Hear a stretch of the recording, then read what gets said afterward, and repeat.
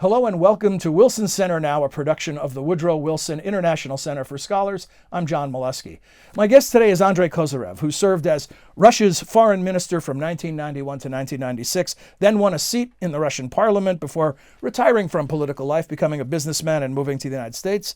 He also served as a distinguished fellow with the Wilson Center's Kennan Institute, and he joins us today to discuss his new book, The Firebird, a memoir, The Elusive Fate of Russian Democracy.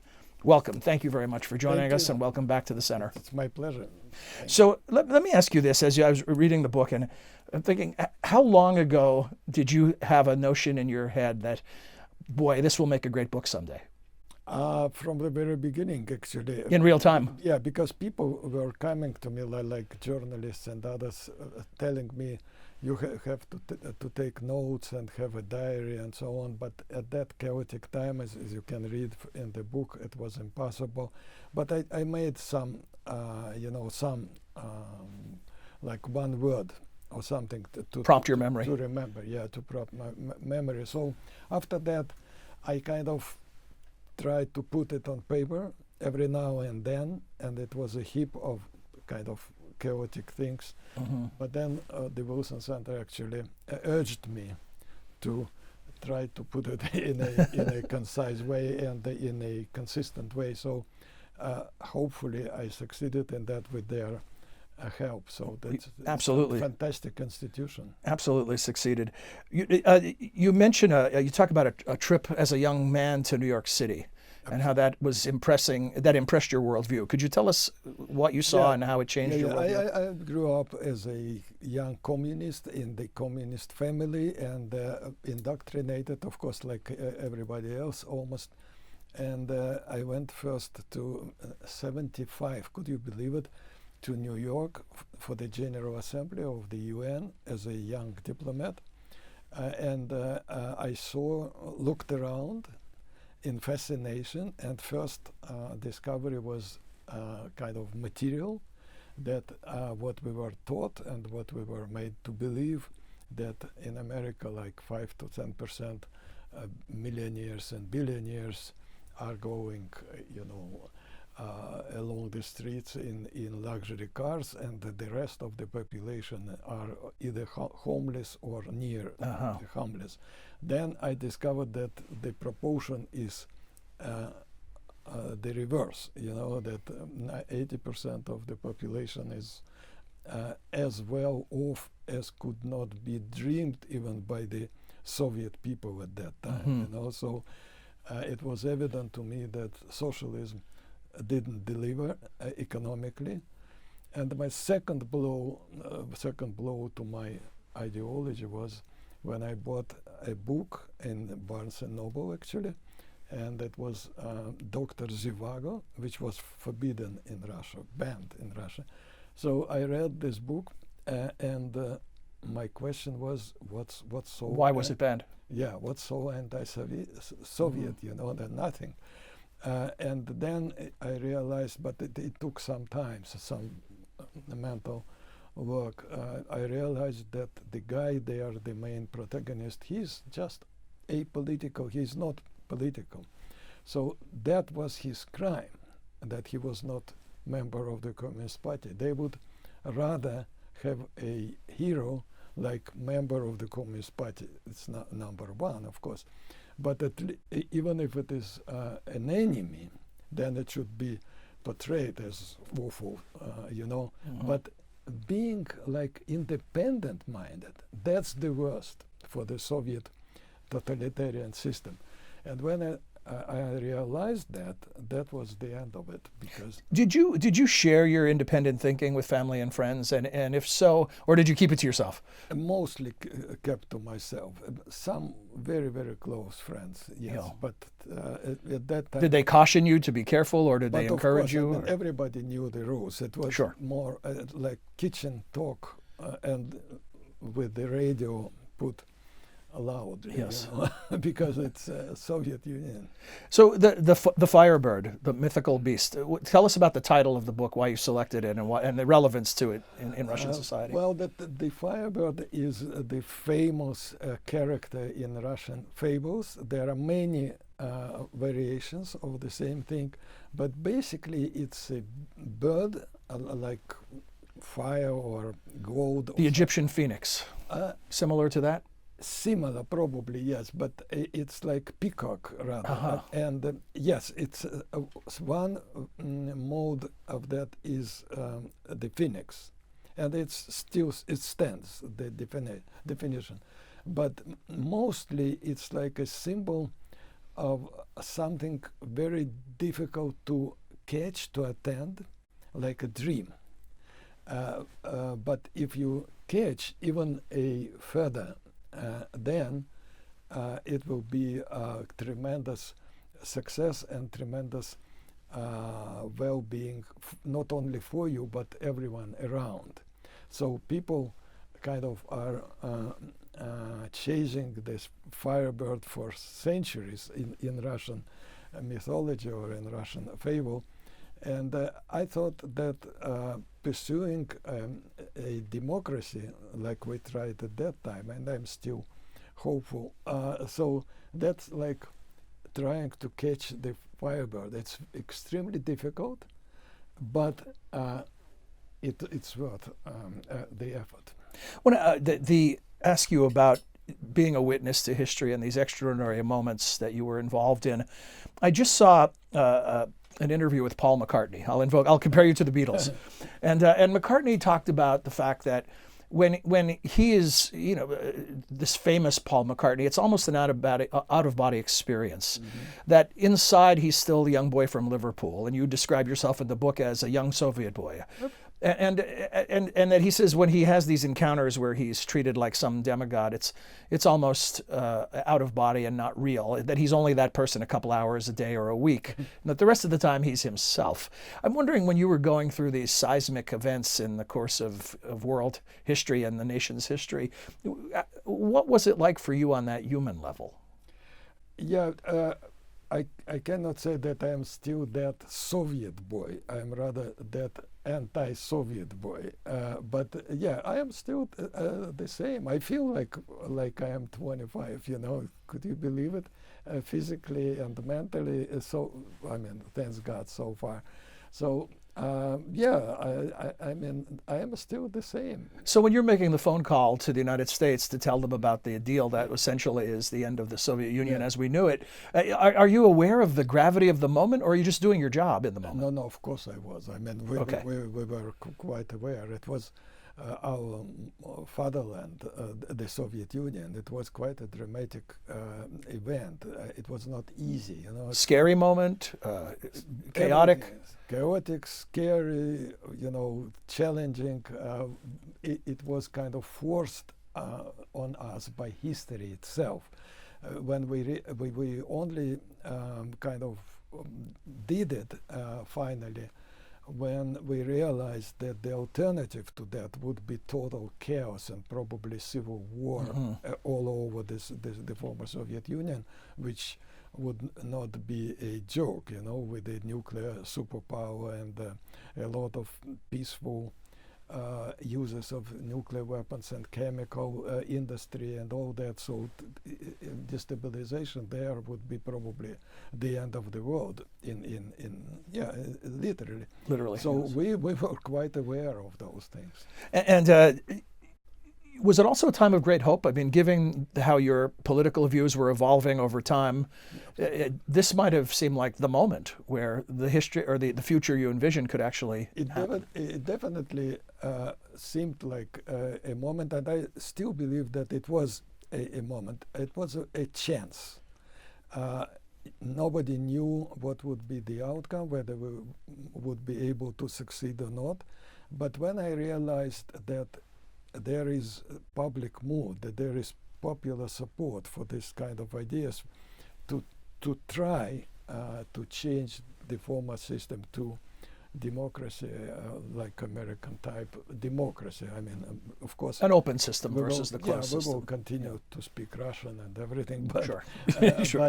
but it will be a political system. So when I thought that it was real chance, then I left my position in the Soviet Foreign Ministry and jumped, which to the government, so-called government, which at that point was just a form of opposition, of political opposition.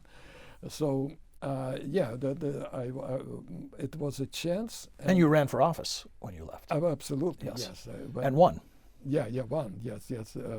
Which was extremely important to me to run myself, not only be appointee by the parliament or the president, but I wanted to be sure that I myself, with my own views, can win a public support, especially in a difficult area like far north, and a large part, if not a major part of my constituency, it was military officers of the Northern Fleet. The Northern Fleet is the core of Russian or Soviet at that time, and still nuclear submarines and all that. You know, that's Yes. the core of the threat we are under right now here. So.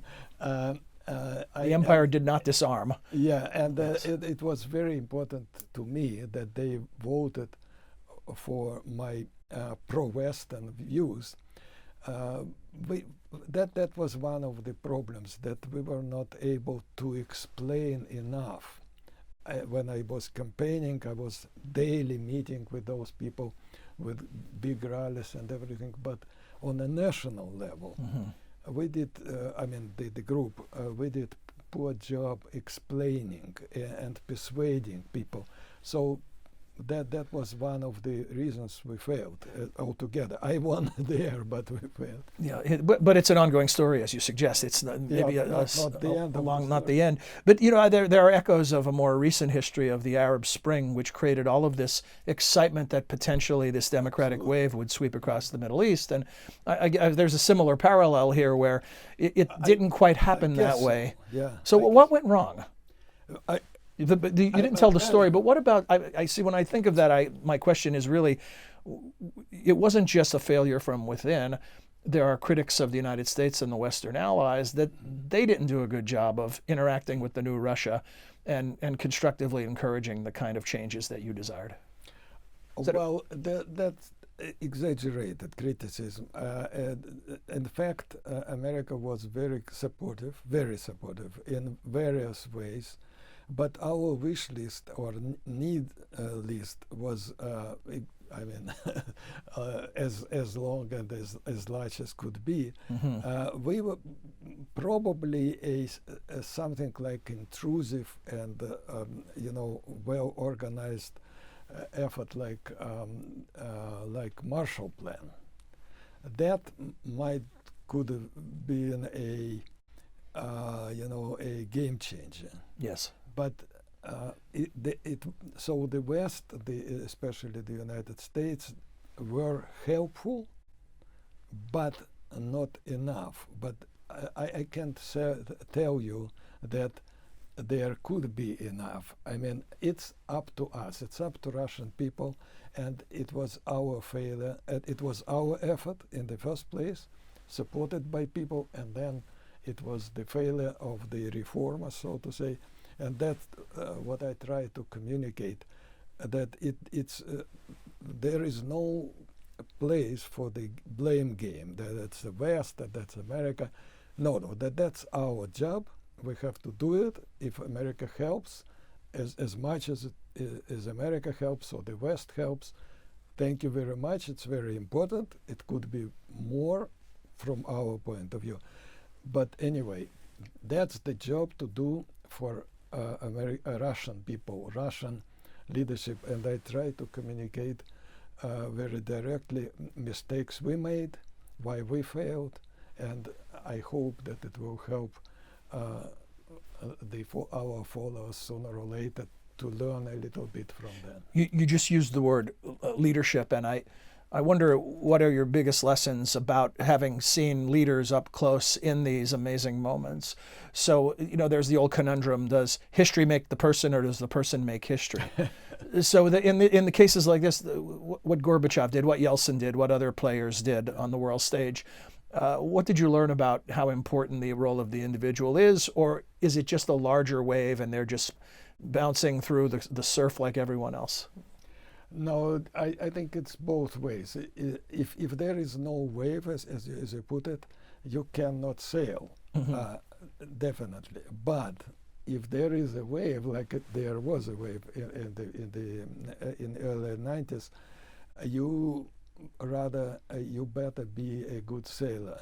You need good sailor, you need good captain, and you need a good compass and all that. So.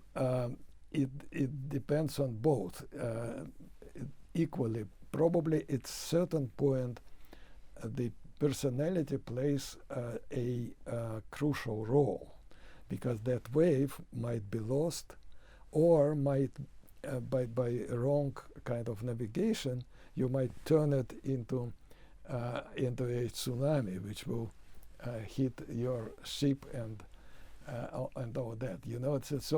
It's a very good analogy actually with the wave. So without wave there is no sailing, but since there is a wave, it depends. The ship doesn't steer itself. On the sailors. So some people do succeed with their agenda. It may not just be the ones you hoped would succeed. Tell us about the rise of the oligarchs in the mid-90s and how that leads us to Vladimir Putin today. Yes, that was a difficult situation, and economic and political development. The truth of the matter that the reformers made an effort, made considerable changes. Of course, even today's Russia, especially economically, is not exactly the Soviet Union, but failed to reform some of the power pillars of the Soviet Union, especially KGB and police probably, and the military. So those and large part of corrupt bureaucracy, which was created in the Soviet Union. So all that reconsolidated, and they used new rules of economic game, so to say, to turn it into crony capitalism rather than free market capitalism. And they appointed most of those oligarchs. They are one way or the other appointed by the bureaucracy to represent them in new game. Again, some of them are gifted people, some of them are adventurous enough, and so on. But that made the new economic system unbalanced, and just a group of people on the surface, but on a deeper level, it's a large part of bureaucracy. They took all the gains, and people got very little. Not nothing, but very little. And it's still today. That's the system. That's the system of crony capitalism, where bureaucracy runs the show and takes the profit, so to say, and people are left behind. So that's the problem. How should people view the Russia today as far as a democracy or something else? There are elections, there are public opinion polls, there are protests, there are things that look like democracy. Yeah, that's a fake. That's a simulation. We call it simulation democracy. Yes, even in the Soviet Union, there were so-called elections without choice, though. Yes. Now they kind of try to play this game a little bit more sophisticatedly, but in the end, that's the same story. Like Boris Nemtsov, for instance, just 5-6 years ago, he was the leader, young guy, my good friend, dear friend. He was the leader of the opposition forces, but he was killed just in front of Kremlin, the place full of security guys and cameras and everything. It's impossible even to come there with a weapon, unauthorized. So, and especially in Russia, where the weapons are not authorized for individuals. So Navalny now, he is not killed, but he's in and out of jail. No, his brother, absolutely, and his brother is kept in jail on accusations of corruption. I mean, which is completely ungrounded. Nobody can prove it, even in Russian courts. But they say maybe something. I mean, and to be on the safe side, they keep him. But in the end, they ban him from participating in elections. They neutralize him. I mean, yeah. So what kind of elections? And there is almost no free press. There is a little bit of free, kind of almost free press, but it's under pressure. And the bulk of the news and the bulk of the media, especially TV and major newspapers, they are all under government control. It sounds very much like the Soviet Union without the name. Absolutely, it's kind of might say Soviet Union mild. So a friend of yours, Michael McFaul, a colleague, wrote the foreword for the book, and he wrote a book where he described the Cold War and now a hot peace. Is that an accurate description of the relation Russia has with the West? That's where we differ probably with many observers. I tend to believe that it's just a resumption of the old Cold War. Because of what you said, it's Soviet Union light, or kind of Soviet Union. So the reason for the Cold War was in the Soviet system. That Soviet system hate democracy and thus takes the West, especially the United States, as a threat, existential threat to itself. By example, not because America is doing something, but because it exists, because it's living example that people can live differently. Like I went to America and I was converted in a sense, right? Not by any kind of FBI agent or CIA agent or a preacher coming to me. I just looked around. That's the power of example.